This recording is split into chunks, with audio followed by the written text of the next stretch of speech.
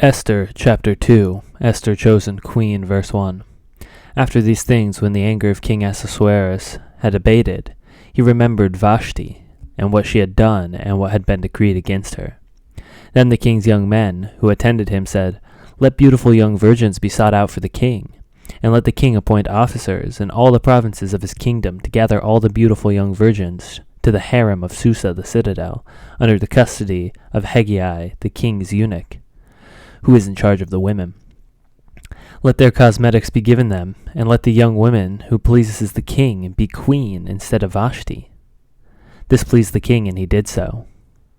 Now there was a Jew in Susa, the citadel, whose name was Mordecai, the son of Jair, son of Shimei, son of Kish, a Benjaminite, who had been carried away from Jerusalem among the captives carried away with Jeconiah, king of Judah, whom Nebuchadnezzar, king of Babylon, had carried away.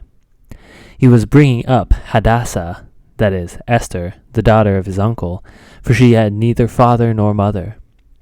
The young woman had a beautiful figure and was lovely to look at, and when her father and her mother died, Mordecai took her as his own daughter. So when the king's order and his edict were proclaimed, and when many young women were gathered in Susa the citadel in the custody of Hegai, Esther also was taken into the king's palace and put in the custody of Hegai, who had charge of the women.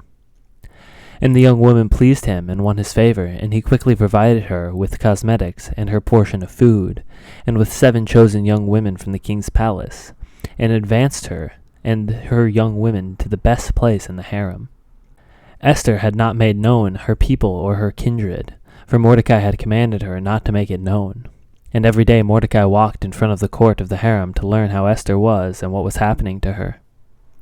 Now, when the turn came for each young woman to go in to King Ahasuerus, after being 12 months under the regulations for the women, since this was the regular period for their beautifying, 6 months with oil of myrrh, and 6 months with spices and ointments for women.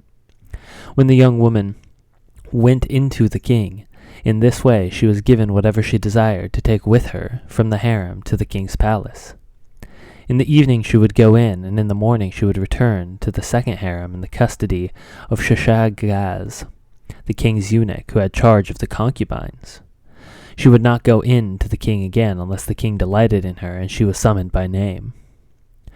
When the turn came for Esther, the daughter of Abihail, the uncle of Mordecai, who had taken her as his own daughter, to go into the king, she asked for nothing except what Hegai, the king's eunuch, who had charge of the women, advised. Now Esther was winning favor in the eyes of all who saw her, and when Esther was taken to King Ahasuerus into the royal palace in the 10th month, which is the month of Tebeth, in the 7th year of his reign, the king loved Esther more than all the women, and she won grace and favor in his sight more than all the virgins, so that he set the royal crown on her head and made her queen instead of Vashti. Then the king gave a great feast for all his officials and servants. It was Esther's feast. He also granted a remission of taxes to the provinces and gave gifts with royal generosity. Mordecai discovers a plot, verse 19. Now, when the virgins were gathered together the second time, Mordecai was sitting at the king's gate. Esther had not made known her kindred or her people, as Mordecai had commanded her, for Esther obeyed Mordecai just as when she was brought up by him. In those days, as Mordecai was sitting at the king's gate, Bigthan and Teresh, 2 of the king's eunuchs who guarded the threshold, became angry and sought to lay hands on King Ahasuerus. And this came to the knowledge of Mordecai, and he told it to Queen Esther, and Esther told the king in the name of Mordecai. When the affair was investigated, it was found to be so. The men were both hanged on the gallows, and it was recorded in the book of the Chronicles in the presence of the king.